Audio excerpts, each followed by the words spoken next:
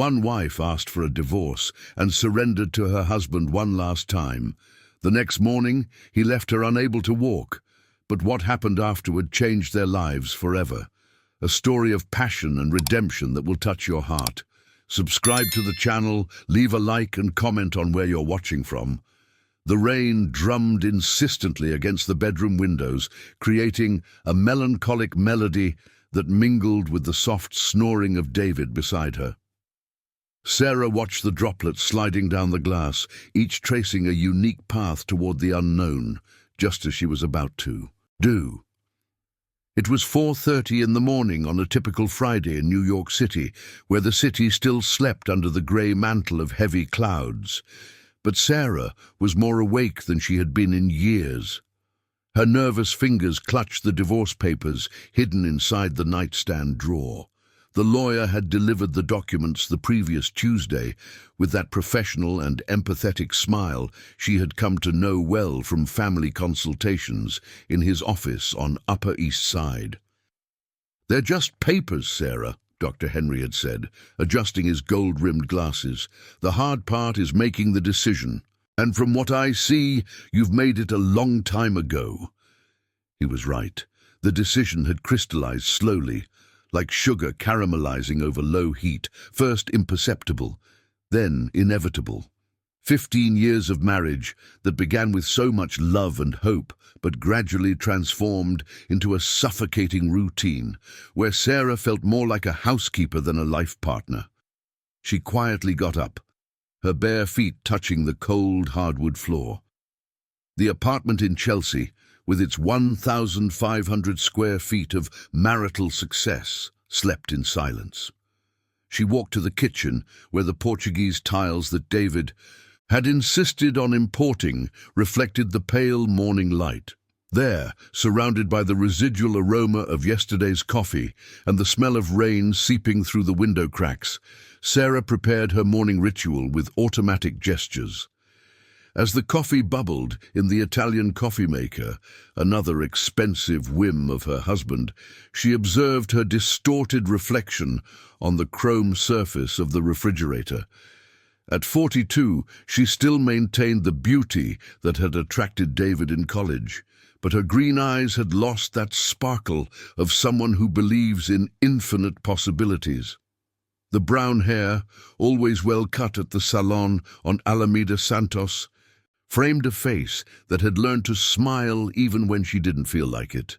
Sarah of the Sweets, the neighbors used to call her when she started her small business of artisanal gourmet truffles 2 years ago. It was more than a hobby. It was her only connection to something genuinely hers. She had started selling gourmet truffles to the mothers at Emily's school, her 16-year-old daughter, and soon discovered she had a natural talent for creating unique flavors that made people sigh with pleasure. Each truffle she shaped with her hands was a small act of creation, a miniature of happiness she could offer to the world. Pistachio with sea salt, Belgian chocolate with pink pepper, Argentine dulce de leche with Brazil nuts. Her creations gained a reputation in the neighborhood and began to generate a modest but symbolically vital income. "Why don't you expand this properly?" David used to say, always in a condescending tone. "Hire employees, start a real business. The way you do it, it looks like child's play." He never understood that the magic was precisely in the personal connection, in the artisanal care, in the possibility of transforming simple ingredients into special moments for others. The sound of the rain intensified, and Sarah poured the steaming coffee into one of the porcelain cups they had received as a wedding gift. 15 years. How had time passed so quickly and so slowly at the same time? She vividly remembered the day David asked for her hand, kneeling in the garden of Central Park among the cherry blossoms that had just bloomed.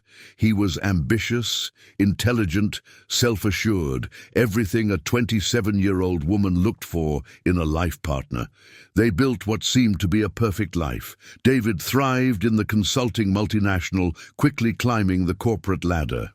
Sarah left her job in marketing to dedicate herself entirely to the family when Emily was born. It was the unspoken agreement of the time. He would provide financially, and she would take care of the home and their daughter's education. But somewhere along the way, Sarah stopped being a person and became a function. The wife who kept the house immaculate, who organized dinners for important clients, who coordinated the family schedule, who smiled elegantly at corporate events. She had completely lost herself in the construction of someone else's perfect life. The cell phone vibrated silently on the countertop. A message from Carla, her best friend since adolescence. "Did you manage to sleep? Remember, I'm here for whatever you need today." Carla knew all the details of Sarah's decision. She had been her confidant during the agonizing months of indecision. "You deserve to be happy, Mari," she always said. "Not just comfortable, happy." Sarah typed a quick response. "Awake since early. Today is the day." Upon sending the message, she felt a mix of terror and relief coursing through her veins. There was no turning back. At 6 o'clock sharp, she heard the familiar sound of the shower in the master bathroom. David had begun his morning routine with the military precision that characterized every aspect of his life. An exact 8-minute shower, a shave with imported products, a suit always impeccably pressed by Mrs. Thompson, who came 3 times a week to help with the cleaning. When he appeared in the kitchen, Sarah had already prepared his usual morning coffee, 2 slices of whole-grain bread with diet jam, fresh orange juice, and vitamins he took religiously to maintain his health. David was a handsome man at 45, with the confident posture of someone who always knew exactly what he wanted. He murmured, "Good morning," automatically kissing her on the forehead while checking emails on his phone. "Today is going to be hectic. I have a presentation for the Germans at 2, and then that meeting with suppliers that could run late." Sarah observed his mechanical gestures, the way he occupied space without really seeing her. "David," she began, but her voice came out weaker than she intended. He replied, still focused on the phone screen. "We need to talk tonight. It's important." Finally, he looked up, registering something different in her tone. "Talk about what? Is there a problem? With Emily?" "No, it's about us." David frowned, putting his phone away in the pocket of his grey blazer. "Sarah, if it's about that trip you want to take with your friends, I already said there's no problem. You can go without worry." "It's not about any trip." Sarah took a deep breath, feeling her heart race. "It's about our marriage." The silence that followed was broken only by the sound of rain and the distant hum of morning traffic. David studied her with that analytical expression he used to solve corporate problems, as if she were a spreadsheet that needed to be deciphered. "Okay," he finally said. "We'll talk tonight then. But I'll be late. You know how these meetings are." After he left, Sarah remained in the kitchen for long minutes, watching the rain gradually diminish until it turned into a fine, persistent drizzle. For the first time in years, she didn't know exactly what tomorrow would bring. It was terrifying, and at the same time, the most alive she had felt in a long time. Chapter 2. The aroma of last night. Sarah spent the entire day in a sort of trance, performing household tasks as if she were watching her own life from the outside. By 10 in the morning, when Emily finally came down for breakfast with that typical moody teenager face of someone who woke up too early, Sarah had already folded 3 loads of laundry, organized the pantry, and started preparing gourmet truffles for an order. "Mom, you're acting strange today," Emily observed, stirring her hot chocolate with lazy movements. At 16, the girl had inherited her father's keen intelligence and her mother's emotional sensitivity, a combination that made her dangerously observant. "Strange how?" Sarah asked, trying to keep her voice casual while shaping another pistachio truffle. "I don't know, you're quieter, and you're making too many truffles. You always do that when you're nervous." Emily studied her mother's face with those dark eyes that seemed to see more than they should. "Did you fight with Dad?" Sarah felt a tightness in her chest. How could she explain to a teenage daughter that her parents' marriage was coming to an end? How could she say that the stability Emily had always known was about to crumble? "No, sweetheart, I'm just thinking about some things," she replied, focusing on the chocolate balls that were perfectly lined up on the tray. "Do you have a test today?" "Math, third period." Emily grimaced. "I hate logarithms. What's the point of that in real life? To measure earthquakes, population growth, sound intensity?" Sarah smiled, grateful for the momentary distraction. "Or to calculate how long it takes for a heart to get used to a change." "Mom, you're overthinking it. Something is definitely wrong." After Emily left for school, carrying her backpack full of books and the precocious maturity that always characterized her, Sarah found herself alone with her thoughts and the heavy silence of the house. She turned on the ambient sound, a bossa nova playlist that used to calm her, and lost herself in the mechanical routine of cooking. It was strange how the kitchen had become her refuge. Among the imported stainless steel pots and colorful silicone utensils, she found a peace she couldn't reach anywhere else in the house.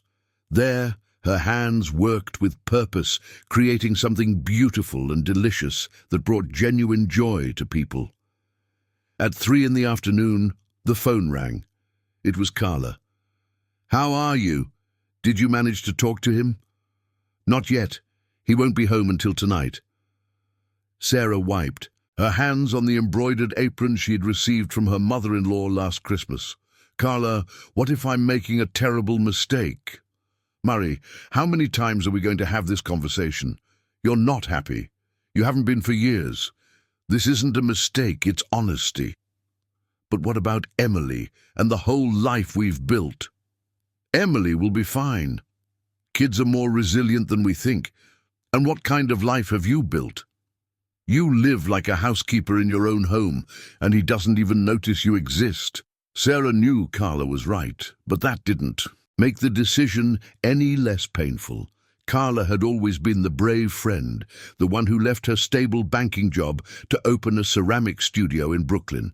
She divorced 3 years ago, and despite financial difficulties, she radiated a zest for life that Sarah secretly envied.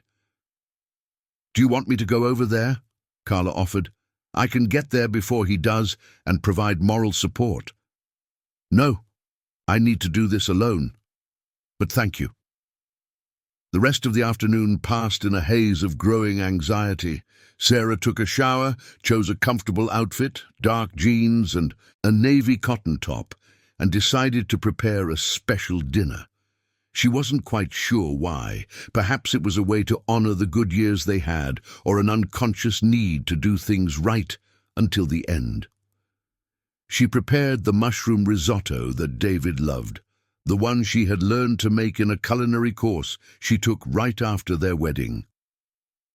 The aroma of garlic and onions sautéed in extra virgin olive oil began to fill the kitchen, mingling with the scent of the porcini mushrooms she had soaked since morning. At 7:30, while stirring the risotto with automatic movements, she heard the key in the lock. David was arriving earlier than usual, probably intrigued by their morning conversation. Sarah felt her stomach tighten, a mix of nervousness and determination. "What a lovely smell," he said as he entered the kitchen, loosening his blue and grey striped tie. "Risotto." "Your favorite," confirmed Sarah, without turning from the stove. David approached her from behind, placing his hands on her shoulders. It was a gesture that usually made her relax, but today it only intensified her tension. "So, what did you want to talk about?" he asked, his voice carrying a caution she rarely heard. Sarah turned off the heat, pouring the creamy risotto into 2 white porcelain plates. Only then did she turn to face him. David had taken off his blazer and rolled up the sleeves of his shirt, revealing the still strong arms of someone who worked out religiously.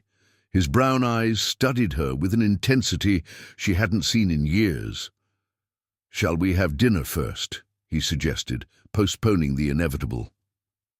They sat at the dining table, the solid wood one they had chosen together at an antique shop on Consolation Street 10 years ago. The candles Sarah had lit created an intimate atmosphere that cruelly contrasted with what was to come. "This risotto is perfect," David commented after a few bites. "I had forgotten how well you cook when you put your mind to it." "When I put my mind to it," Sarah repeated, feeling a spark of irritation. "You know what I mean, when you make those elaborate dishes like you used to." "Like I used to," she murmured, more to herself. "David, when was the last time we had a real conversation?" He stopped chewing, lowered his fork. "What do you mean, a real conversation?" "A conversation where you ask me how my day was and actually want to know the answer. Where we talk about dreams, plans, feelings. Where you see me as a person, not just as the woman who runs your home." David frowned. "Sarah, where are you going with this?" "I want to get to the point where I can tell you that I'm not happy." The words came out stronger than she expected. "That I haven't been happy in this marriage for years." The silence that followed was thick, laden with 15 years of unspoken communication. David set down his utensils and leaned back in his chair. "You're not happy," he repeated slowly, as if testing the weight of the words in his mouth. "No, and you're not either, even if you won't admit it." "Sarah, all marriages go through ups and downs. It's normal that—" "David," she interrupted, "when was the last time you touched me because you wanted to, not out of obligation? When was the last time we talked about something that wasn't family logistics or household problems?" He opened his mouth to respond, but closed it again. Sarah saw on his face the reluctant acknowledgement of a truth they had both been avoiding for a long time. "What are you suggesting?" he finally asked. Sarah stood up, went to the kitchen and returned with the divorce papers. She placed them on the table, between the plates of risotto that was slowly cooling. "I'm suggesting that we be honest with each other, for the first time in years." David looked at the documents as if they were a venomous snake. When he finally raised his eyes to her, Sarah saw a mix of shock, hurt, and something that could be relief. "You really want a divorce," he said, not as a question but as a statement. "I want the chance to discover who I am, beyond being your wife and Emily's mother," Sarah replied, surprised by the firmness of her own voice. "I want to wake up in the morning and feel like my life belongs to me." David picked up the papers, flipping through them quickly. "You've already consulted a lawyer. You've already decided everything." "I decided that I can't live like this anymore. The rest, we can decide together." They remained silent for long minutes, the weight of 15 years of marriage hanging over the table like a physical presence. Then, to Sarah's surprise, David began to speak. "I know I haven't been a good husband in recent years," he said, his voice lower. "Work consumed everything, and I kind of forgot how to be more than just a provider." Sarah felt her eyes welling up. It was the first time in years he admitted vulnerability. "David?" "No," he raised his hand. "Let me finish. You're right about a lot of things. I stopped seeing you as a woman, as a person with your own dreams. But does that mean there's nothing left to be done?" The question hung in the air between them, laden with possibilities and regrets.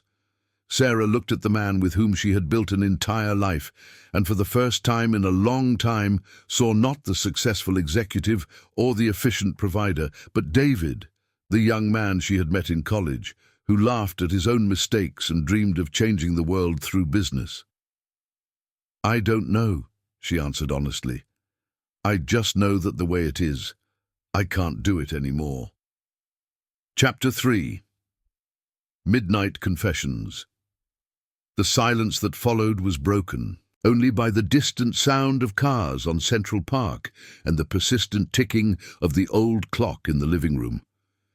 David continued to flip through the divorce papers, his expression shifting through waves of emotions that Sarah couldn't fully decipher. There was surprise, hurt, but also something she hadn't expected to see, a kind of awakening, as if he were truly seeing the situation for the first time. Asset division, shared custody, alimony, he murmured, reading the legal terms that turned 15 years of marital life into items on a bureaucratic checklist. You've thought of everything. The lawyer thought of everything, Sarah corrected, feeling a tightness in her chest. I just answered the questions he asked. David closed the documents and placed them back on the table. When he raised his eyes to her, Sarah saw a vulnerability that she hadn't witnessed in years. Sarah, I know I've made many mistakes. I know I neglected you, that I stopped seeing you as I should. But all of this, he gestured toward the papers, is really the only solution. The question echoed in the dining room, surrounded by the furniture they had chosen together. Together over the years, each piece a reminder of moments when they still believed they were building something lasting. The china cabinet with the wedding glasses, the buffet where they kept family photos, the abstract painting they bought in a gallery on Madison Avenue one rainy Sunday afternoon. David, when you arrived today, your first question was about some problem with Emily, Sarah began, her voice calmer than she felt. It didn't even cross your mind that the problem could be with me or between us. That says a lot about how you see me. That's not fair. You always handled everything on your own, never asked for my help. Because you taught me that I shouldn't ask. The words came out harsher than Sarah intended. Every time I tried to talk about my feelings, you told me not to complicate things. That our life was good, that I should be grateful for what we had. David ran his hands through his hair, a gesture she knew well from the times he felt pressured at work. I thought I was being a good husband.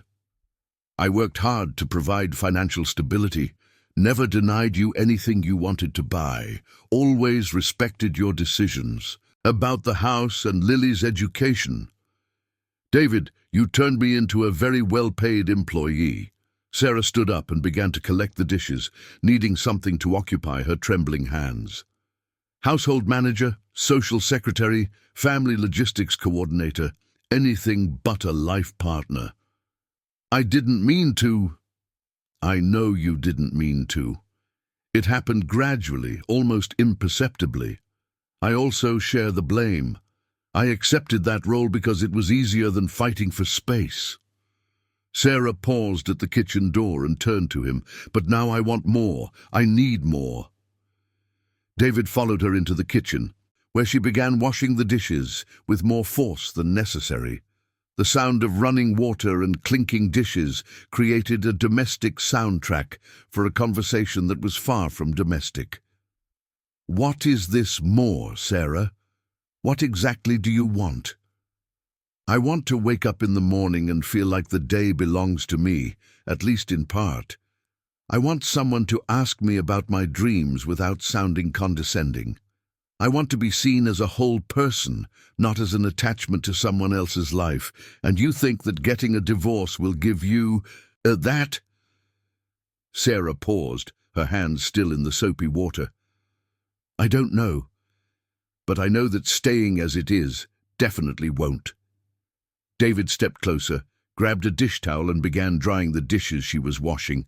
It was something he hadn't done in years, and Sarah felt a pang of nostalgia for the early days of their marriage when they naturally shared household chores.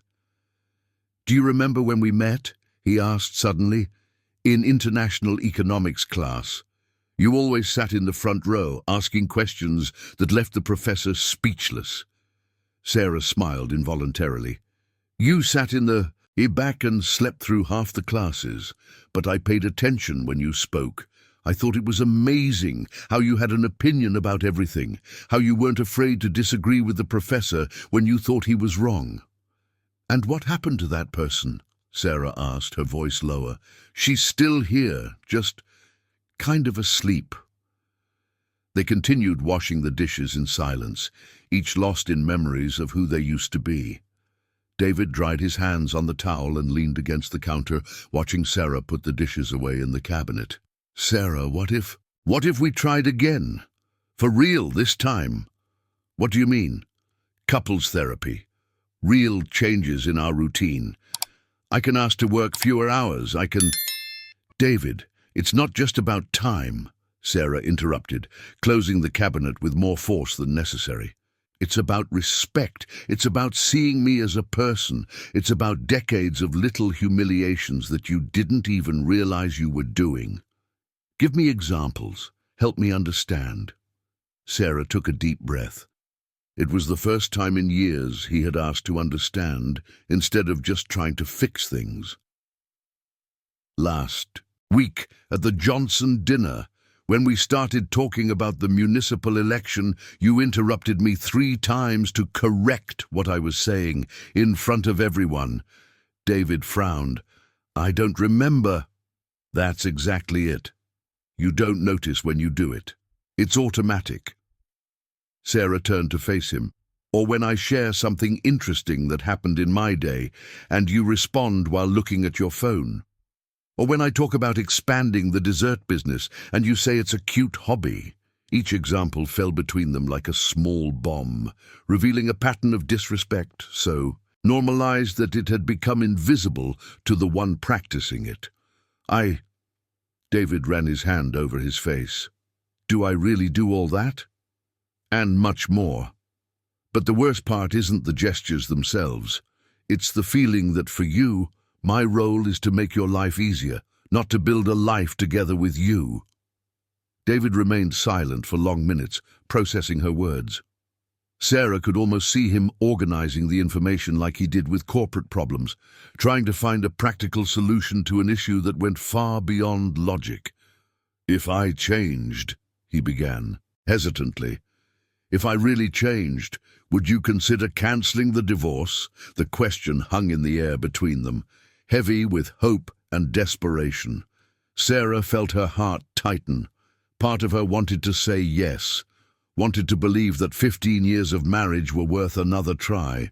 But another part, the part that had quietly grown during years of silence and resignation, knew that some wounds were too deep to heal. "David, are you asking me this because you love me, or because you're afraid of losing the stability you've built?" Both." The brutal honesty of the answer surprised them.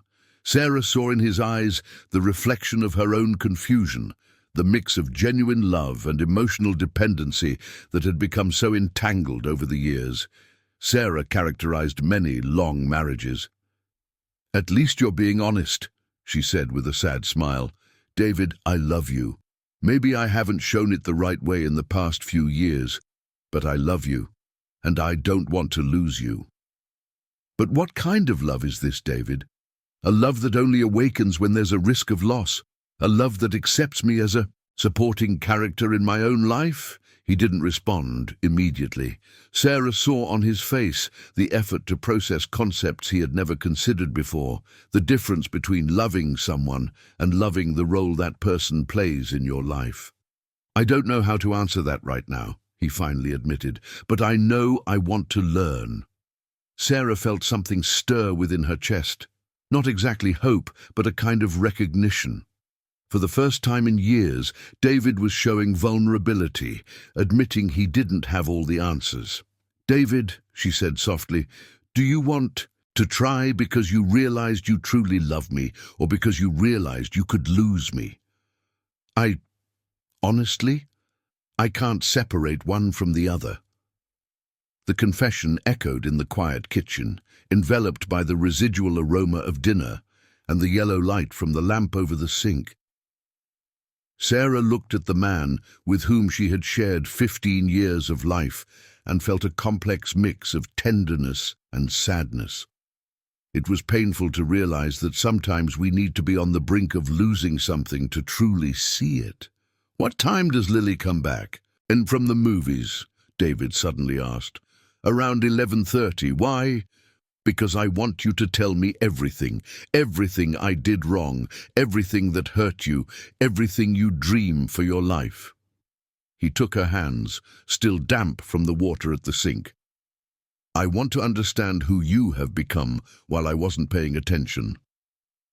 Sarah looked at their intertwined hands, his still calloused from the days he played tennis regularly, hers soft from the moisturizer she used religiously after preparing her desserts. They were hands that knew each other intimately, but belonged to people who had become strangers to one another. "David, this is going to hurt, for both of us." "I know, but it might hurt less than losing you forever." Chapter 4. The Night of Truths. They moved to the living room, where the low lights and the comfortable sofa created a more conducive environment for long, difficult conversations. Sarah poured 2 glasses of wine, a Malbec from Argentina that David had brought back from a business trip to Buenos Aires the previous year.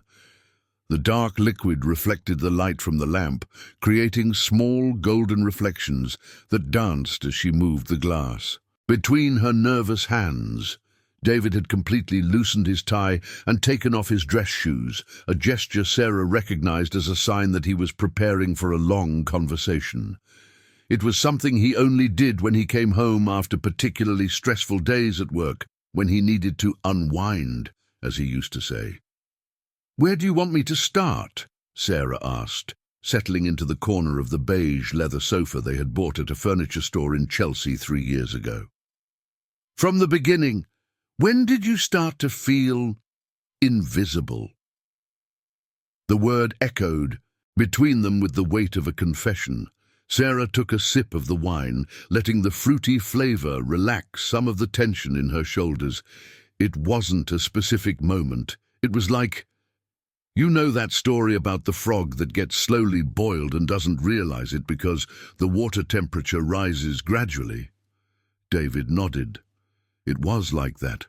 Small things that, in isolation, seemed insignificant. Like what? Like when Lily was 5 and you missed her performance on Mother's Day because a last-minute meeting came up, or when I started taking that French pastry course and you said it was a waste because I already knew how to cook well. David grimaced. "I really said that?" "You did. And when I explained that it wasn't just about cooking, that it was about learning an art, you laughed and said I was being dramatic." Sarah swirled the wine in her glass, watching the tears form at the edges. "It was the first time I felt that you didn't take me seriously as a person." "Sarah, let me finish, please." She looked into his eyes, seeing an attention she hadn't received in years. Then came the time. "When I wanted to go back to work, Lily was 8. She could manage on her own for a few hours. I had seen a job opening at an advertising agency that was perfect for my profile. I vaguely remember you mentioned something about work. I didn't just mention it, David. I begged you for weeks. I explained how important it was to me, how I missed having a purpose beyond household tasks." Sarah felt her voice tremble slightly. "And you said it didn't make sense, that I would be stressed, that Lily would suffer, that our life was good, as it was. I was thinking about family stability. You were thinking about your convenience, about having a wife available 24 hours to solve any domestic problem that arose." The words came out sharper than Sarah intended, but she didn't regret it. It was time to be completely honest. David leaned back on the sofa, staring at the ceiling with an expression that mixed guilt and recognition. "Continue," he simply said. "After that, I kinda gave up fighting. I accepted that my role was to be the perfect wife, the devoted mother, the elegant hostess for your work dinners." Sarah stood up, walking to the window that overlooked the building's inner garden. The lights from the other apartments created small, glowing squares in the darkness. "Do you know when I really realized I had lost myself?" "When?" "Last year, at Carlos's graduation party at NYU, remember?" David nodded. "I was talking with The wife of the CFO was talking about a book I had read, that biography of Frida Kahlo. I was excited, discussing how her art reflected both her pain and her strength at the same time. Sarah paused, observing the reflection of the two of them. In the window, her standing, him sitting on the couch, like a movie scene perfectly capturing the emotional distance between them. And then you leaned in and said, "Oh, Sarah has always been the intellectual. It's even cute how excited she gets about this art stuff, as if I were a child talking about toys. I remember that day. I thought you were being affectionate. You belittled me in front of an important person, David. You reduced me to a cute and harmless accessory in your life." Sarah turned to him, her eyes shining with held-back tears. "In that moment, I realized that you really didn't see me as a complete person, with valid thoughts and opinions." David stood up, approached her slowly, as if he were getting close to a wounded animal. "Sarah, I never meant to belittle you. I know it wasn't intentional.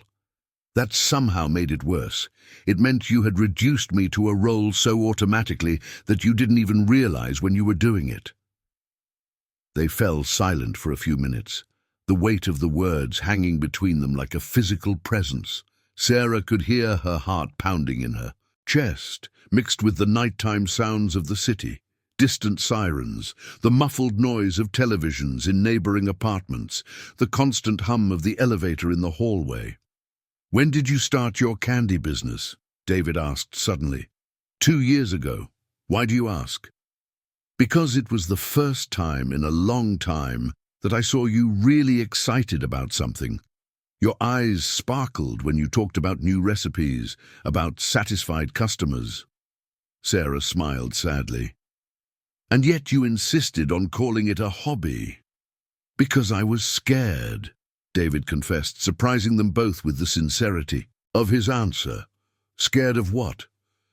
"Scared that you would discover you didn't need me. Scared that you would become independent and realize that our life wasn't as perfect as I wanted to believe." David ran his hands through his hair, a gesture of nervousness that she knew well. "I know it's selfish, but it was easier to keep you smaller, more dependent." The confession echoed in the room like a gunshot. Sarah felt a mix of anger and relief. Anger for having her suspicions confirmed, relief for finally hearing the truth. "At least now you're being honest," she said, sitting back down on the couch. "Sarah, I know I've made terrible mistakes. I know I've spent years treating you poorly without even realizing it. But does that mean there's no way forward?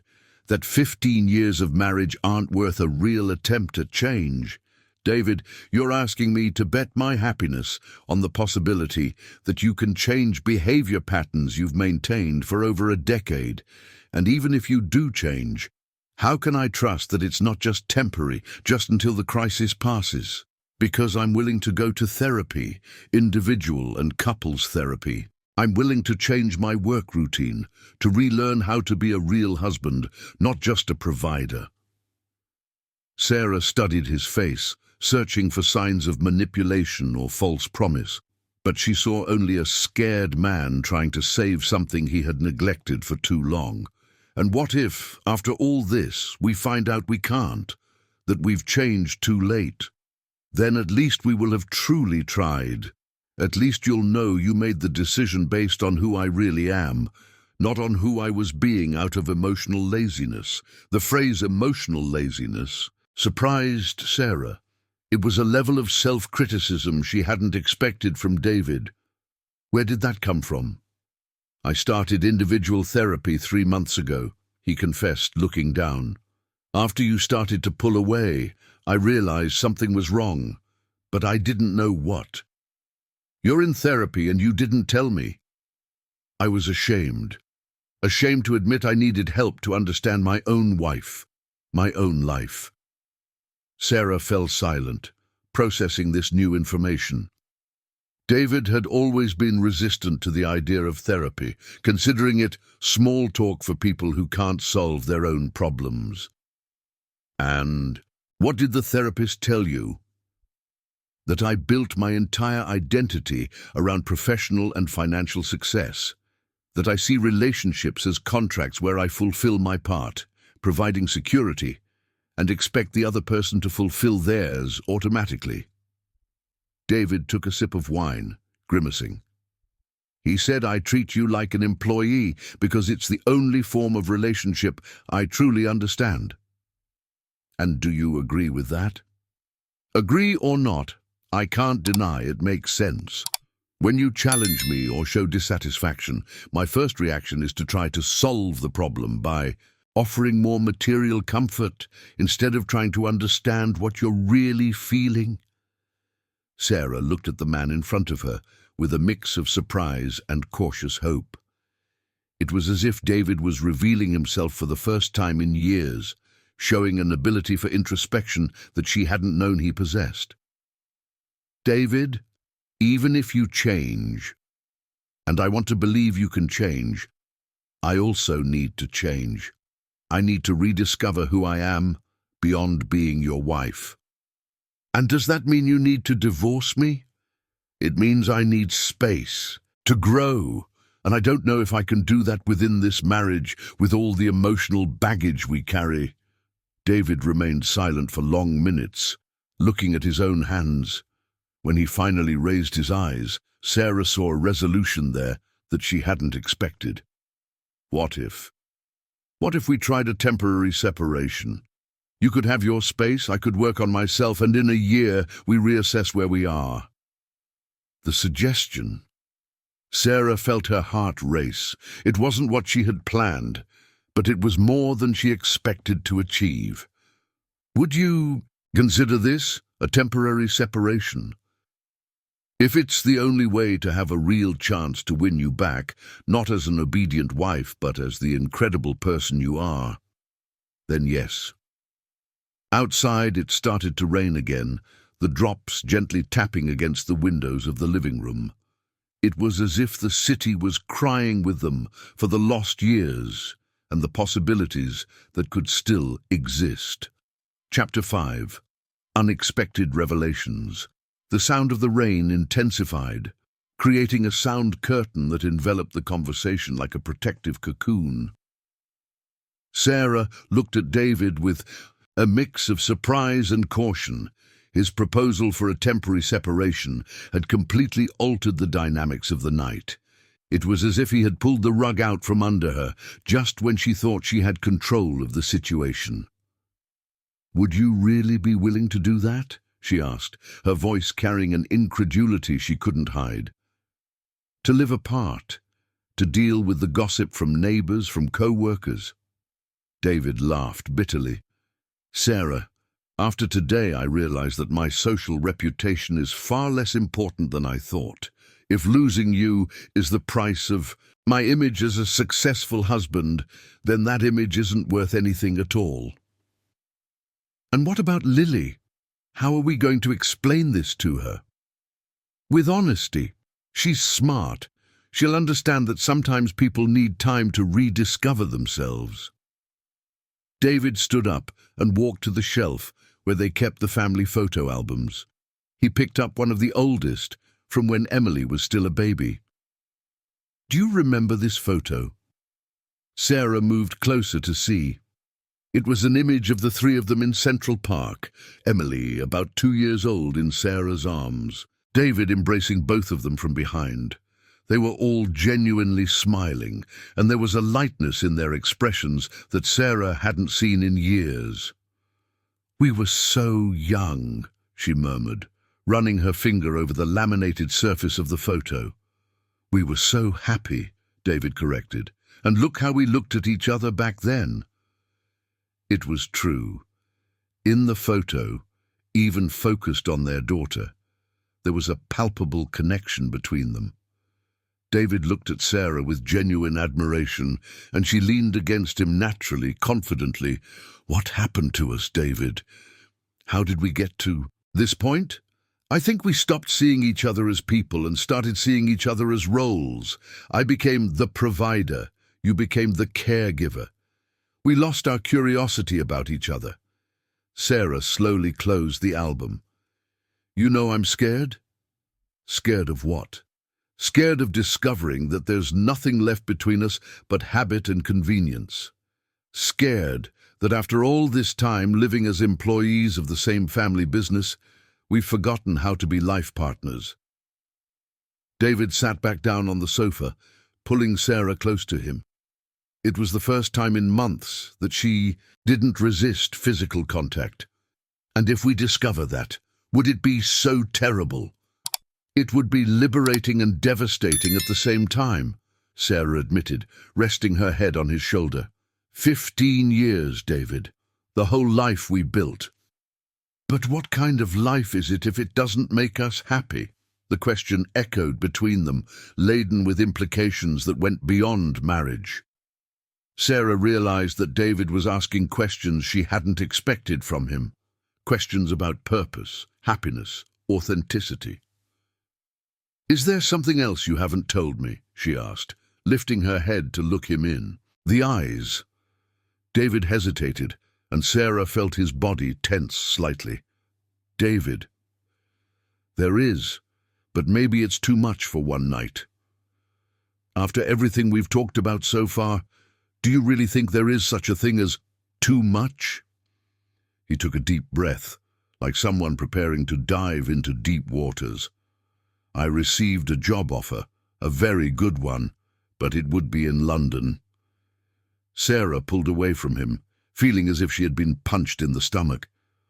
London? In England. It's a significant promotion, regional director for Latin America, but based in Europe. It would be a huge step in my career. And when did you receive this offer? 2 weeks ago. 2 weeks? Sarah's voice rose an octave. And you didn't tell me anything? Because I didn't know how you would react. Because lately we barely talk about what to have for dinner, let alone moving to another continent. Sarah stood up, starting to pace the room. The revelation had completely altered her perception of the night. David, do you realize what this means? You were considering a change that would affect our whole family without even consulting me. I wasn't considering it, at least not seriously, but you also didn't dismiss it. Otherwise, you would have told me immediately. David lowered his head, silently confirming the accusation. This is exactly what I'm talking about, Sarah continued, her voice heavy with frustration that had been building for years. You make decisions about our life based solely on what's convenient for you. I'm always the last to know, the last to be consulted. Sarah, No, let me finish. She stopped in front of him, her eyes shining with tears of anger. Do you know what the most ironic part of all this is? I spent the whole night feeling guilty for wanting a divorce, questioning whether I was being selfish, whether I should give our marriage another chance, and you were hiding a job offer that could move us to another continent. I wasn't hiding it. I was processing. For 2 weeks.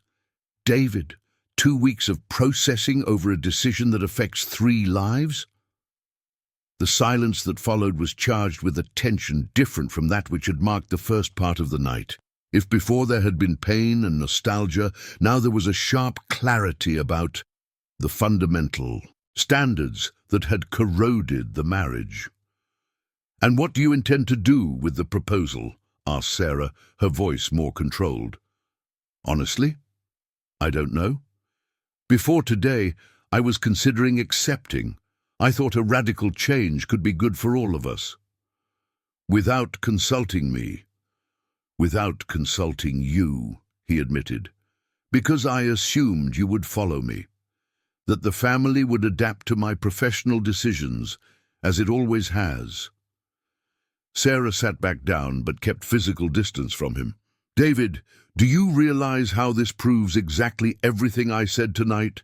You still see me as an accessory, as someone who will automatically mold to your needs and ambitions. You're right. Absolutely right.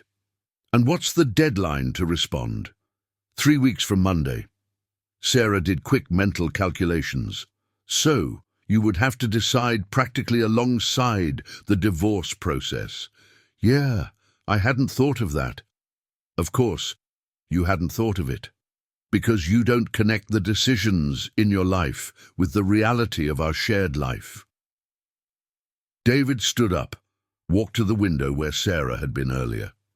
The rain continued to fall, but now it seemed less romantic and more ominous. Sarah, if I refuse this proposal, if I choose to stay here and work on our marriage, would you consider postponing the divorce? And if you accept the proposal? If I accept, I think it would confirm that you are right about me, that I truly am incapable of putting our family before my personal ambition. Sarah studied his profile cut against the light of the window. David seemed smaller, more vulnerable than she had seen him in years. But there was also a brutal honesty there that she didn't know whether to admire or fear. David, you asked me if I would consider postponing the divorce if you refuse the proposal. But the real question is, can you refuse this proposal for the right reasons? What do you mean? Can you refuse because you genuinely want to build a life in partnership with me, or would you refuse just to keep me as your wife? David turned to her, and Sarah saw in his eyes the internal struggle of someone trying to be honest with himself for the first time in a long time. I don't know how to answer that right now. Then you have your answer about the divorce. Sarah, David, I can't compete with a career opportunity for your interest, and you can't use our marriage as an excuse not to make tough decisions about what you really want from life. Before he could respond, they heard the key in the front door lock. Emily was coming back from the movies, earlier than expected. Dad? Mom? The teenager's voice echoed through the apartment. Are you still awake? Sarah and David exchanged glances, both realizing that the most important conversation of their lives was about to be interrupted at the most crucial moment. But perhaps it was appropriate, after all. Any decision they made would affect not just the two of them, but also the daughter who was entering through the door, drenched from the rain and full of the typical energy of a Friday night teenager.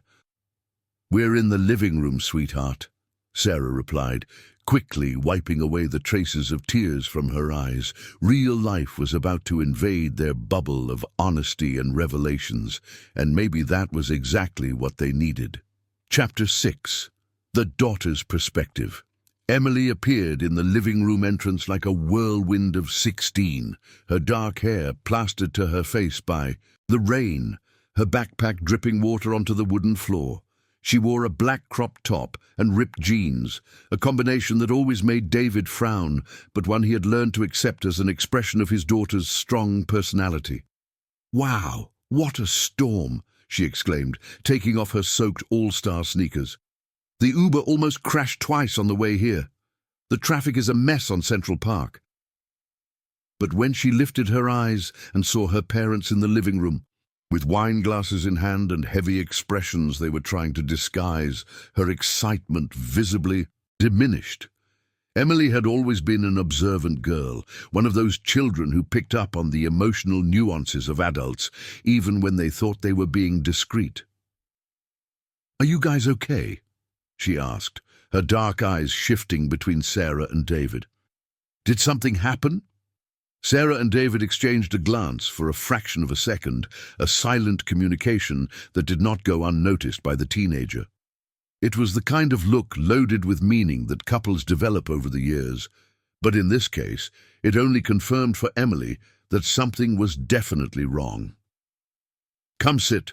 Here with us, Emily," said Sarah, patting the empty space on the couch. "We want to talk to you about something." "Oh my God!" Emily dropped her backpack on the floor with a dull thud. "You guys are getting divorced, right?" The direct question hit the parents like a lightning bolt. Emily stood there, arms crossed in a defensive posture that mixed teenage bravado with genuine fear. "Emily," David started, but was interrupted by his daughter. "For God's sake, do you think I'm blind? You guys have barely spoken for months. Mom's been sad and distant, and Dad comes home." Later and later, when you're together, you pretend everything is normal. But I see how polite you are to each other, you know? Emily ran her hand through her wet hair, a nervous gesture she had inherited from her mother. It's like you're roommates, not husband and wife. Sarah felt her chest tighten. The clarity with which her daughter described the situation was both impressive and devastating. "Come here, sweetheart," she said, opening her arms. Emily hesitated for a moment, but eventually moved closer and sat between her parents on the couch. Despite her rebellious posture, she was still a teenager who needed comfort when the world seemed to be falling apart. "We want to be honest with you," Sarah began. David, the gentlest voice. "Your mother and I are going through a tough time in our marriage." "Tough how? The kind that can be fixed with couples therapy, or tough like it ends in divorce?" The direct question forced the parents to face reality without sugarcoating. Emily was no longer a child who could be protected with half-truths or vague promises. "We don't know yet," Sarah replied honestly. "We're trying to figure out if we can still be happy together or if it would be better to go our separate ways." "And me? Where do I fit into all of this?" Emily's voice trembled slightly, revealing the vulnerability behind her mature facade. "You will always be our beloved daughter, no matter what happens between us," David said, putting his arm around her shoulders. "That will never change." "Oh, right. And you think it's that simple? That I'm going to be jumping from house to house like a suitcase?" Emily abruptly pulled away from her father's embrace, stood up and began pacing back and forth, just like Sarah had done moments before. "Emily, no one said it would be simple," Sarah tried to calm her. "Do you have any idea how awkward it is to have separated parents? Do you know how many times I'll have to explain to people why you aren't together at graduations, school presentations?" "Honey," David began, "and my friends, Julia won't stop complaining about having to split time between her mom's house and her dad's house, that at her birthday parties there's always that weird tension because the parents are sizing each other up, trying to prove who loves her more." Emily's words fell like stones in the silence of the room.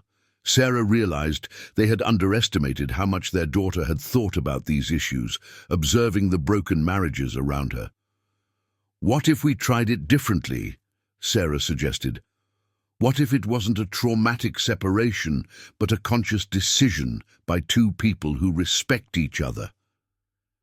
Emily stopped pacing, turned to her mother with a look of skepticism that seemed much older than her 16 years.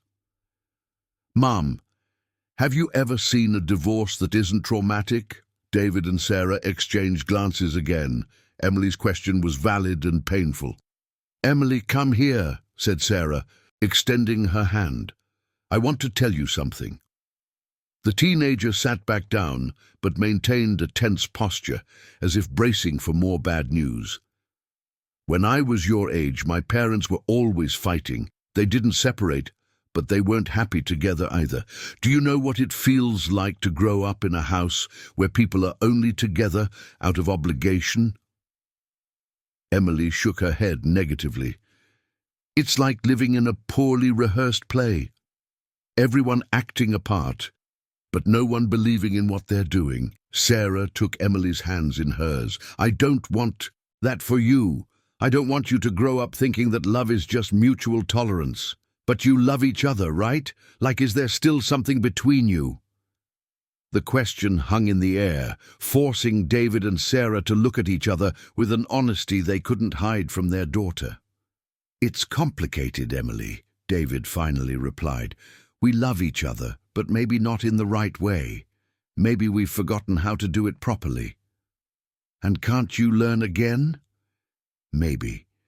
But maybe not in the same house, the same way we always have," said Sarah. Emily was silent for a few minutes, processing the information. When she spoke again, her voice was calmer, more mature. "Have you thought about family therapy? Not just couples therapy, but the three of us together?" The suggestion surprised both adults. David and Sarah had talked about couples therapy, but they hadn't considered including Emily in the process. "Would you do therapy with us?" David asked. "If it increased the chances of you resolving things in a less destructive way, yes. I'm part of this family too, right? Maybe I have things to say about how you relate to each other." Sarah felt her eyes welling up with tears. Her daughter's maturity was both proud and sad. No teenager should have to mediate their parents' marriage crisis. "What kind of things?" she asked. "Like the fact that you both stop talking when I walk into the room, how Mom pretends everything is fine when it clearly isn't, how Dad is never really present, even when he's physically here." Emily looked directly at David. "Dad, when was the last time you asked me about something that wasn't school or health?" David opened his mouth but closed it again, realizing he didn't have an answer. "And Mom," Emily turned to Sarah, "when was the last time you did something just for you, not for the family?" Now it was Sarah who couldn't respond. "You think I don't notice how happy Mom gets when she's making her treats, how she becomes different, more alive?" Emily took Sarah's hand.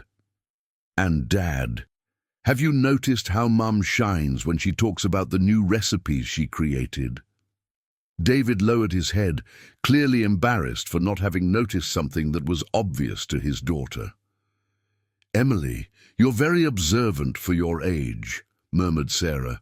"It's not that I'm observant, it's that you both think I'm invisible. Don't kids notice when their parents are pretending to be happy? You underestimate how intelligent children are." The comment hit both parents hard. They had spent so much time trying to protect Emily from the truth about their marriage that they ended up neglecting the fact that she already knew everything and was dealing with those perceptions on her own. "So, what do you think we should do?" David asked. Emily took a deep breath, as if preparing to give advice she wished she didn't have to give. "I think you should..." After Emily went to take a shower, Sarah and David sat on the sofa in a silence that felt different from all the others they had shared that night. It was as if their daughter's words had completely rearranged the negotiation board between them, introducing variables neither of them had adequately considered. "She's 16 and more mature than both of us combined," David murmured, running his hands over his face in a gesture of exhaustion. "She grew up watching our mistakes. She created a mental manual of what not to do in relationships," Sarah replied, picking up the empty wine glasses from the coffee table. "It's sad and impressive at the same time." David looked at the clock on the wall, almost midnight. The conversation that was supposed to last an hour had stretched throughout the night, revealing layers of revelations he hadn't even known existed. "Sarah, that job offer, you're going to decline." It wasn't a question, but a statement.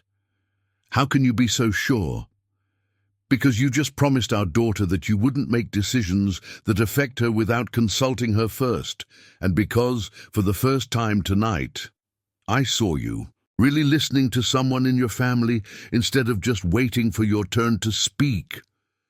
David stood up, walked over to the bookshelf where they kept the oldest family photos. He picked up a picture of Emily at 5 years old, dressed as a princess for a school carnival. "I remember the day I took this photo. She was so excited about the costume that she couldn't stop spinning to make the skirt twirl." He smiled sadly. "When did I stop noticing those kinds of details in her life? When you decided that being a father was just about making sure she had everything she needed materially," Sarah replied, joining him in front of the shelf. "Just like you decided that being a husband was only about ensuring I had a comfortable home and financial security. And when did you decide that being a wife was just about managing our home and raising our daughter without bothering me with emotional details?" David's question caught Sarah off guard. She opened her mouth to protest, but realized he was right. At some point, she too had settled into a limited version of herself. "Touché," she admitted. I think I also stopped, fighting for more intimacy and connection. It became easier to complain about your absence than to demand your presence. They stood side by side, looking at the photos of a family that seemed happy in the frozen images, but in reality had lost the ability to connect genuinely. "David, can I ask you something?" "Of course." "If you were single now at 45, would you seek me out? Would you be interested in me?" David was silent for so long that Sarah thought he might not respond. "Honestly, I don't know who you are now to answer that," he finally said. "I know the Sarah who manages our home, who makes delicious desserts, who's a devoted mother, but the Sarah who has her own dreams, political opinions, fears, ambitions, that person I lost sight of years ago." "And you? If I were single, would I be interested in the David of today?" "And what about you? Would you be interested?" Sarah looked at his profile, illuminated by the soft light of the lamp. David was still a handsome, successful, intelligent man, but there was something about him that had bothered her for years without her being able to clearly name it. "I would be interested in your potential," she replied slowly, "in the man you can be when you're not hiding behind work and responsibilities, like the man who talked to me tonight." "Potential," David repeated, not exactly a devastating compliment. "David, today you showed me vulnerability, self-critical ability, willingness to change. I haven't seen those qualities in you for years. If this were the David I met on a first date, yes, I would be very interested." David turned to face her completely. "What if I told you I want to be that man, not out of fear of losing you, but because I've realized I want to know this version of myself?" "I would say that's great, for you, but I don't know if that changes anything between us." "Why not?" Sarah sighed, trying to organize the thoughts that had been forming throughout the night. "Because I also need to rediscover myself, and I don't know if I can do that by your side, with all the emotional baggage we carry. Every time you disappoint me, and you will disappoint me, because change is a process with ups and downs, I'll remember all the years I felt invisible. Every time I disappoint you, you'll remember the woman who wanted to divorce you. So there's no way." "I don't know. Maybe there is. But it might need to be in a completely different way than we've tried so far." David moved closer, taking her hands in his. It was a gesture that used to comfort her, but now only intensified the confusion of feelings. "Sarah, can I ask you something?" "What?" "One last night, as husband and wife, not as two people discussing divorce, just to, I don't know, to honor what we once were." Sarah felt her heart race. The proposal was both tempting and dangerous. "David! I'm not trying to manipulate you. I don't think sex will solve our problems. It's just that, after today, after we've really talked for the first time in years, I feel like I'm seeing you again." He gently touched her face. "And maybe it's our last chance to say goodbye properly." Sarah looked into his eyes, seeing a genuine desire that had nothing to do with possession or manipulation. It was a request for real intimacy, perhaps the first time in years that he was seeing her as a woman, not just a role. "If we do this, it doesn't change anything about the divorce," she said, "I know. And tomorrow we'll have to deal with the emotional consequences. I know. And you promise you won't use this as an argument for me to change my mind about the separation?" "I promise." Sarah studied his face, looking for signs of manipulation or insincerity, but saw only a man asking for a moment of genuine connection before their lives took different paths. "Okay," she finally said. David kissed her then, but not with the desperate urgency she expected. It was a slow, exploratory kiss, as if he were rediscovering her taste after a long journey. Sarah felt something stir inside her chest, not just physical desire, but a kind of recognition, as if she were kissing David for the first time in years. They slowly made their way to the bedroom, stopping halfway up the stairs to kiss again. It was as if they were discovering each other, without the automatic rush that had characterized their intimate life in recent years. In the bedroom, David paused and really looked at her, not the distracted, functional gaze he usually had, but a genuine observation, as if he were memorizing every detail. "You are beautiful," he said, and for the first time in a long time, Sarah believed he truly saw her. "You too," she replied, touching his face with fingers that trembled slightly. What happened next was different from anything they had shared in recent years. It wasn't just sex between a married couple who had long been fulfilling a familiar ritual. It was a mutual rediscovery, a form of communication that went beyond the words they had exchanged in the living room. David touched her as if it were the first time, paying attention to her reactions, asking with gestures what she liked, what made her sigh. Sarah responded with a surrender she hadn't felt in years, allowing herself to be physically vulnerable in the same way they had been emotionally vulnerable during their conversation. When they finally made love, it was with an intensity that surprised them. It wasn't just physical release, but a way of saying goodbye to the good years they had shared, a celebration of what had worked between them before life turned them into strangers. Afterwards they lay embraced in the dark, listening to the rain continuing to fall outside. Sarah rested her head on David's chest, feeling his heart gradually returning to its normal rhythm. "Sarah," he murmured in the darkness. "Thank you." "For what?" "For letting me love you properly at least once." Sarah felt her eyes fill with tears. It was simultaneously one of the most beautiful and saddest things he had ever said to her. "David? Yes? You will be okay.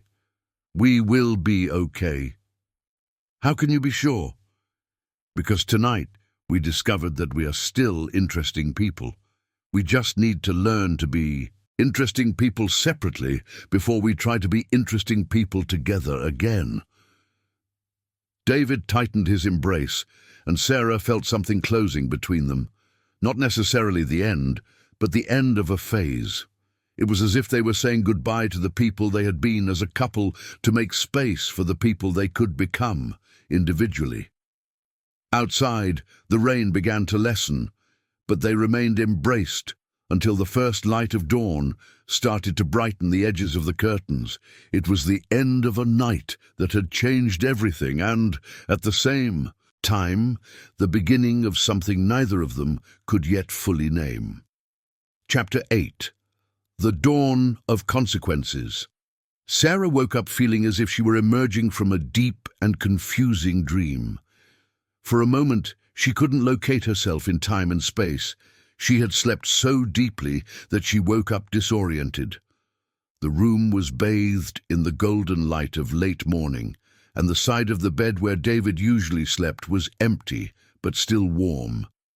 She sat up slowly, feeling the remnants of the previous night in her body. It wasn't just the physical memory of the intimacy they had shared, but a kind of emotional vulnerability that left her both renewed and exposed. It was as if all the layers of protection she had built over the years had been temporarily removed. The aroma of fresh coffee wafted from the kitchen, mixed with something that smelled like pancakes. Sarah frowned. David rarely cooked, and never on Saturday mornings. She got up, slipped on her favorite blue cotton robe for lazy mornings, and went downstairs to investigate. In the kitchen she found a scene she hadn't witnessed in years. David, still in his pajamas, preparing breakfast coffee, while Emily, sitting at the counter, ate pancakes and scrolled through her phone. There was a lightness in the atmosphere that Sarah had almost forgotten was possible. "Good morning," she said, stopping at the kitchen door to observe the scene. "Mom, look, Dad is trying not to burn the pancakes," Emily laughed, pointing at David, who was manipulating the frying pan with exaggerated concentration. "It's turning out better than I expected," he defended himself, turning to Sarah with a smile that mixed pride and nervousness. "Coffee?" please." David poured the coffee into one of the beautiful mugs she saved for special occasions, and Sarah noticed the conscious gesture. He was deliberately paying attention to the details. "How can you guys sleep so late on a Saturday morning?" Emily asked. "It's almost 10. Sarah and David exchanged quick glances, and she saw the same embarrassment on his face that she felt. How to explain to their teenage daughter that they had spent the entire night talking about divorce and then they had done exactly the opposite of what two people about to separate should do. "We talked late," Sarah replied. "Technically true. Did you come to any conclusions?" Emily asked directly, lowering her phone to look at her parents with that uncomfortable insight she had shown the night before. David placed the pancakes on a plate and sat down at the table, creating a conversational triangle with the two women in his life. "A few," he said carefully. "We decided that we will do family therapy, as you suggested." "And?" Emily insisted, clearly sensing that more information was being withheld. Sarah took a sip of her coffee, buying time to organize her thoughts. Her daughter deserved honesty, but how to explain the complexity of the situation when she herself wasn't sure what had happened? "And we decided that we need some time to better understand what we want. Individually," Sarah added, "like a separation." "Like a pause," David corrected, "to figure out if we can be better people alone before we try to be better together." Emily chewed on a pancake thoughtfully, studying her parents with that adult expression that sometimes made her seem much older than her 16 years. "And how long would this pause be?" "We don't know yet. It depends on a lot of things," Sarah replied. "But you guys aren't going to hate each other, right? Like you'll be able to stay civil with each other." The question revealed the real fear behind Emily's apparent maturity. Sarah felt her chest tighten as she realized her daughter was mentally preparing to manage the emotional fallout of a contentious divorce. "Lily, look at us now," David said, gesturing to the domestic scene around the table. "We can have breakfast together, talk, even laugh. We're not going to stop respecting each other just because we might not be able to live in the same house anymore. But how are you going to decide who gets the apartment and the car? And me?" Emily's practical questions brought Sarah back to reality with almost physical impact. The previous night had been intense and revealing, but now it was Saturday morning, and they had to deal with the concrete consequences of the decisions they had made.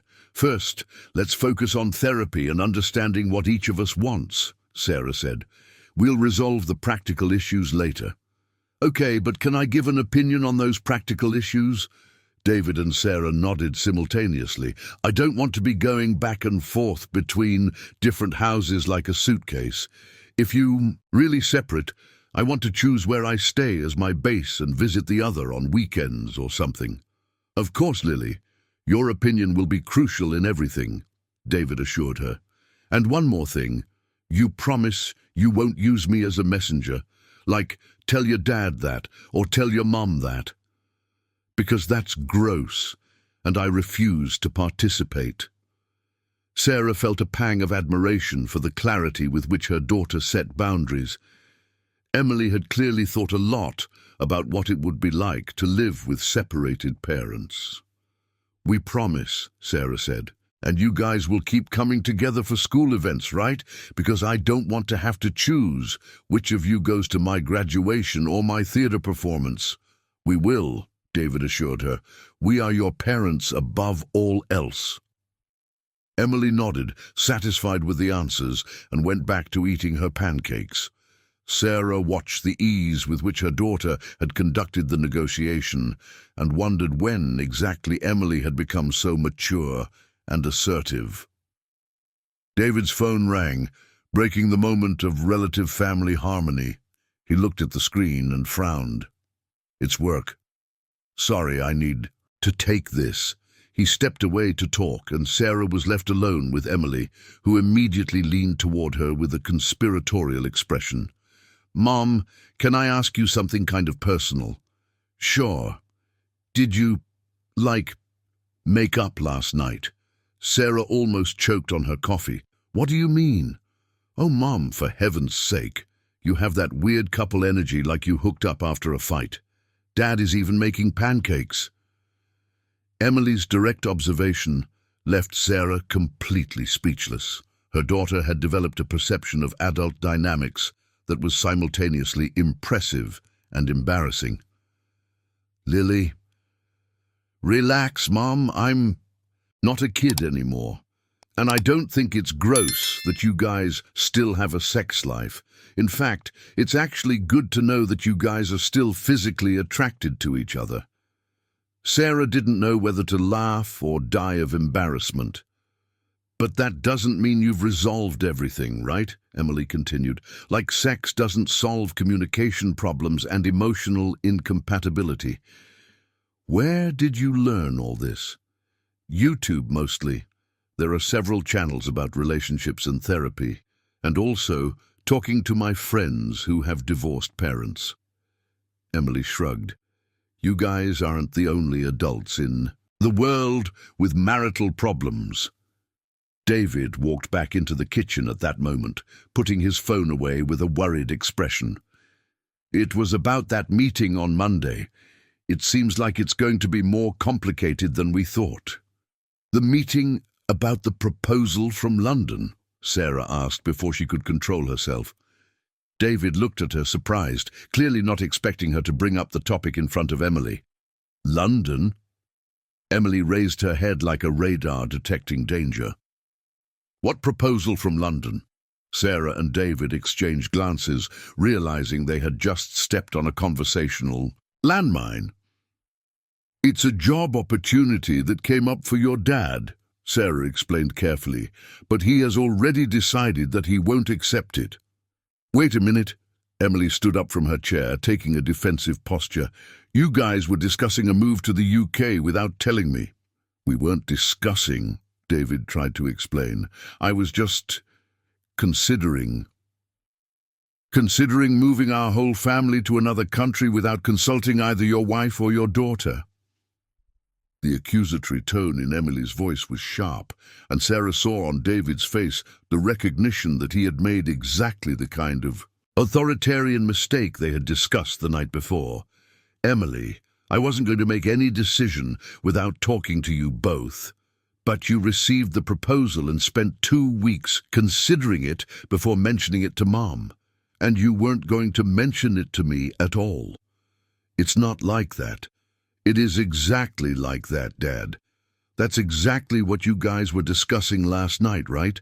About you making decisions that affect the whole family without consulting anyone?"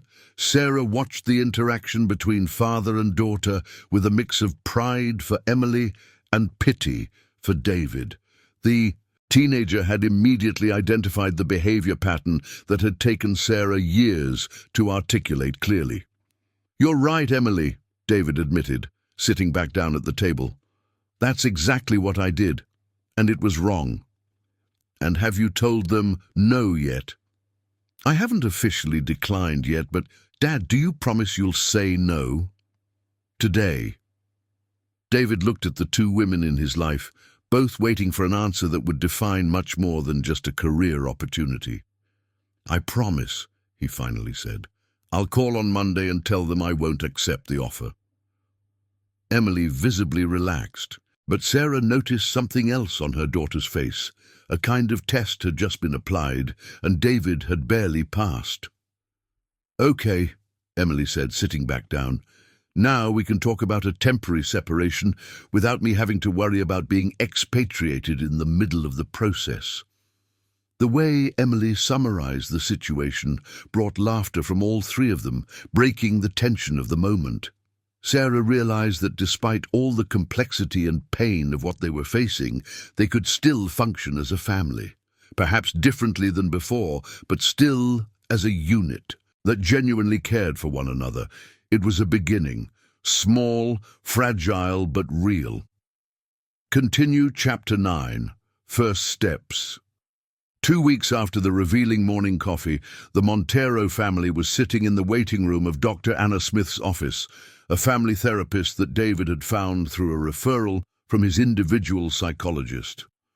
The environment was carefully designed to convey calm: beige walls, green plants scattered in the corners, and almost imperceptible background music that blended nature sounds with soft melodies. Sarah watched Emily, who was flipping through an architecture magazine with feigned disinterest, but whose fingers, nervously drumming on the cover, revealed the anxiety she was trying to hide. David was checking emails on his phone more frequently than necessary, a habit that Sarah had learned to recognize as a sign of stress. Montero family? A woman in her 50s appeared at the door. Dr. Anna Smith had grey hair, cut in a modern bob, wore a navy blazer over a white blouse, and her eyes conveyed the combination of kindness and firmness that Sarah hoped to find in an experienced professional. They settled into the office, a spacious room with armchairs arranged in a semicircle, a low table with water and tissues, and an entire wall covered with books on psychology and family relationships. Sarah chose the middle armchair. David sat to her right, and Emily, after a moment of hesitation, took the armchair to her mother's left. Before we begin, I would like each of you to tell me, in a few words, what brought you here, Dr. Anna Smith said, settling into the armchair across from them with a notepad on her lap. David cleared his throat, automatically taking on the role of the family's spokesperson, a gesture that did not go unnoticed by Sarah or the therapist. Sarah and I are going through a crisis in our marriage. We've realized that we've stopped seeing each other as people and started seeing each other as functions. We're considering a temporary separation, but we want to do it in the healthiest way possible for everyone, especially for our daughter. Thank you, David. Sarah, how would you describe the situation? I would say we've lost our emotional connection for years, but only recently have we been able to admit that to each other. We're trying to figure out if there's still we beneath all the layers of resentment and habit. And you, Emily, how do you see your parents' situation? Emily glanced quickly at her parents before responding, as if checking if she had permission to be honest. They stopped seeing each other a long time ago, but pretended everything was normal. Now they're trying to decide if it's worth it. The effort to rediscover oneself, or whether it's better to move on. Emily's concise and direct description brought a smile to the therapist. You have a very clear vision of the situation. And how do you feel about the possibilities? Your parents are considering? Scared, but not in the way they think. I'm not afraid of them separating. I'm afraid of them not separating for the wrong reasons. What do you mean? I'm afraid they'll stay together just because of me and be unhappy forever. Or that they'll separate destructively and I'll have to manage the drama for the rest of my life. Dr. Thompson made some notes before continuing. Emily brought an interesting perspective. David and Sarah, how do you feel hearing this? Proud, Sarah replied immediately. Our daughter can see the situation with a clarity that David and I took 15 years to develop. And you, David? Embarrassed, he admitted. Embarrassed because my teenage daughter has more emotional intelligence than I've demonstrated in recent years as a father and husband. Embarrassment can be a productive feeling if used as motivation for change. David, you mentioned you've started individual therapy. How has that experience been? Revealing and uncomfortable. I'm discovering that I've built my entire identity around work and financial provision. I never really learned how to connect emotionally with people, including my own family. And Sarah, how has this period of questioning been for you? Liberating and terrifying at the same time. I'm rediscovering desires and ambitions that I buried years ago, but I'm also realizing how much time I've wasted being a diminished version of myself. Dr. Thompson nodded, making more notes. Let's do an exercise. I want each of you to complete this sentence. If I could change one thing in the family dynamic, it would be, I would start asking how people really are, instead of assuming I know, David said. I would stop accepting crumbs of attention as if they were banquets, Sarah replied. I would stop having to be the most mature person in the house, Emily said, eliciting surprised laughter from her parents. Interesting. Emily, can you elaborate on that? Sometimes I feel like I have to take care of my parents' feelings, like reassuring them that everything is okay when it clearly isn't, or pretending I don't notice when they're fighting to avoid escalating the drama. Sarah felt a pang of guilt. Emily, you should never have to worry about protecting us. But I do worry. It's automatic. When you two are okay, I relax. When you're not, I get tense, even if you try to hide it. That's very common in families where there's unresolved tension, Dr. Thompson explained. Children develop very sensitive emotional antennas and sometimes take on responsibilities that aren't theirs. How can we change that? David asked. By being more honest about your feelings and more aware of how your dynamics affect Emily. She can handle the truth about your problems much better than she can handle the tension of pretending they don't exist. Dr. Thompson leaned back in her chair, observing the three for a moment before continuing. I'm going to propose something. For the next 2 weeks, I want you to do an experiment. David, you will spend at least 1 hour a day, no phone, no TV, talking with Sarah or Emily about anything that isn't family logistics or practical problems. Okay. Sarah, you will dedicate at least 1 hour a day to something that is just yours. Your candy business, reading, walking, anything that connects you with your own desires and not with the family's needs. That works. And Emily, you will practice saying no when your parents consciously or unconsciously try to put you in the role of emotional mediator. What do you mean? If they start arguing in front of you and you feel like you have to intervene to calm the situation, you will say, "This is between you two," and step away. If one of them tries to use you to pass a message to the other, you will say, "Talk to him, her directly." Emily smiled. I will enjoy doing that. And all of you will practice one thing. When you feel like making assumptions about what the other is thinking or feeling, you will ask directly instead of assuming. Sarah felt a mix of hope and apprehension. The exercises seemed simple, but she suspected they would be harder to implement than they appeared.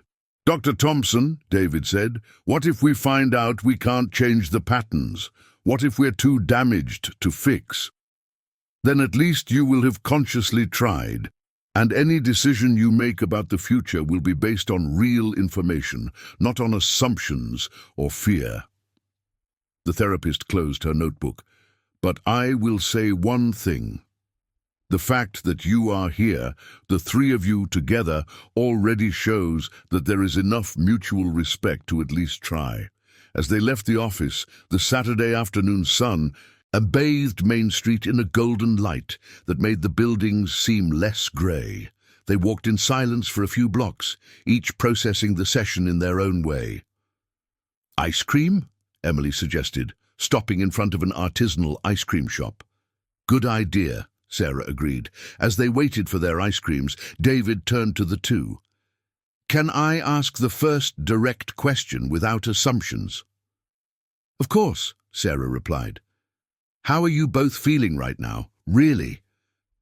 Emily considered the question seriously before answering. Hopeful. For the first time in a long time, I feel like you. Both are really trying, not just pretending to try. And you, Sarah. Scared, she admitted, but it's a different kind of fear. It's not fear that things will get worse. It's fear that they will get better and I won't know how to handle it. David nodded. I'm curious to know who you both really are when you're not trying to protect me from your own feelings. It was a small start, But Sarah noticed something different in the quality of attention that David was giving. It wasn't perfect, but it was real, and perhaps for now, real was enough. Chapter 10. Choices and New Beginnings. 6 months after the first family therapy session, Sarah was standing on the balcony of the small but cozy apartment she had rented in Little Italy, watching the Saturday morning bustle on the street below. The aroma of freshly brewed coffee mingled with the smell of homemade pasta wafting from the Italian deli downstairs, creating an olfactory symphony that had become the fragrance of her new life. The one-bedroom apartment wasn't luxurious like the house in Chelsea, but every corner reflected her genuine choices. Hanging plants in the windows, a small bookshelf filled with books she was finally having time to read, and a kitchen counter dedicated exclusively to her culinary experiments. On the fridge, colourful magnets held photos of Emily, handwritten experimental recipes, and the first article about her artisanal sweets published on the city's food blog. The business had grown in an organic and surprising way.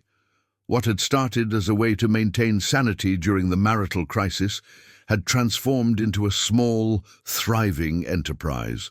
3 boutique coffee shops in downtown now regularly sold her sweets, and she had been invited to participate in the fall food fair in Central Park. Her phone vibrated on the makeshift coffee table, a wooden box she had painted turquoise. It was a message from Emily.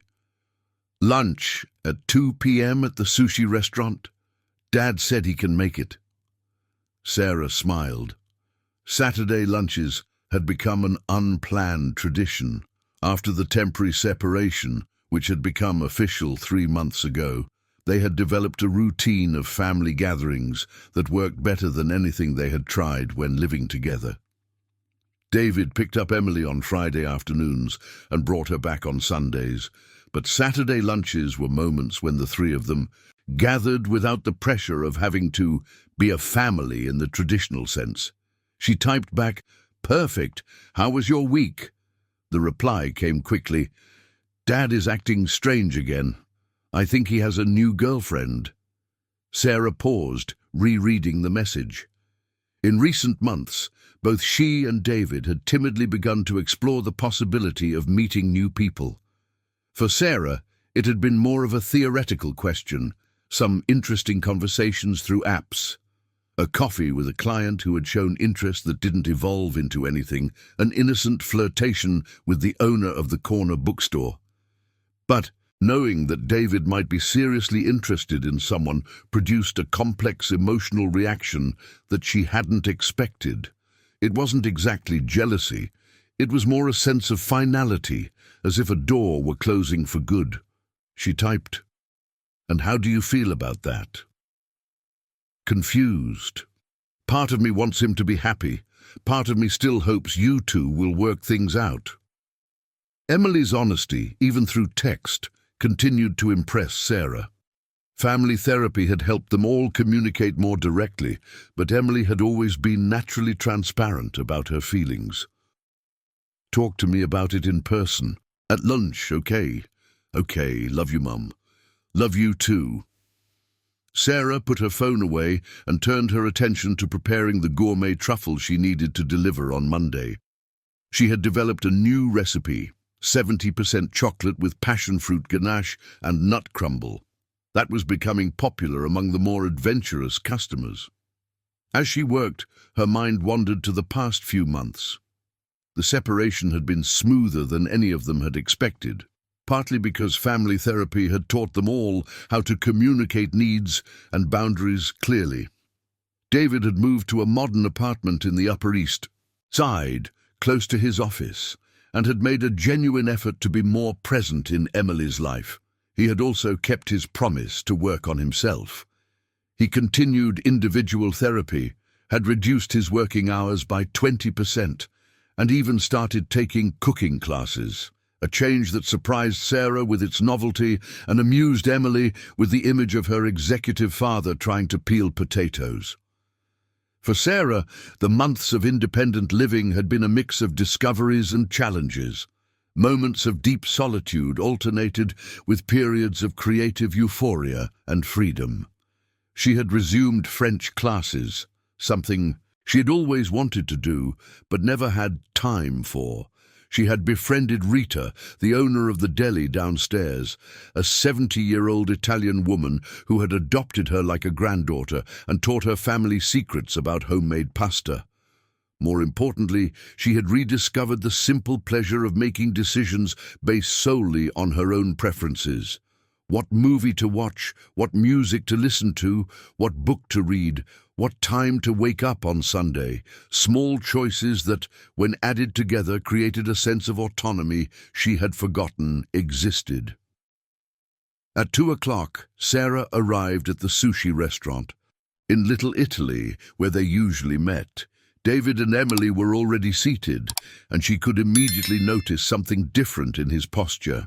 There was a lightness she hadn't seen in years, but also a nervous energy that suggested important news.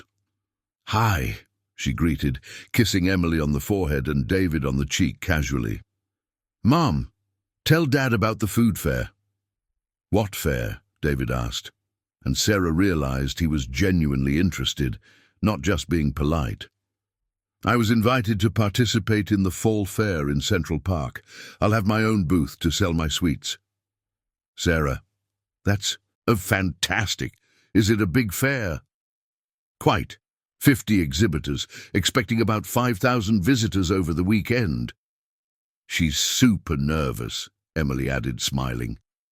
"And excited," Sarah corrected. "It's the kind of opportunity I dreamed of when I started."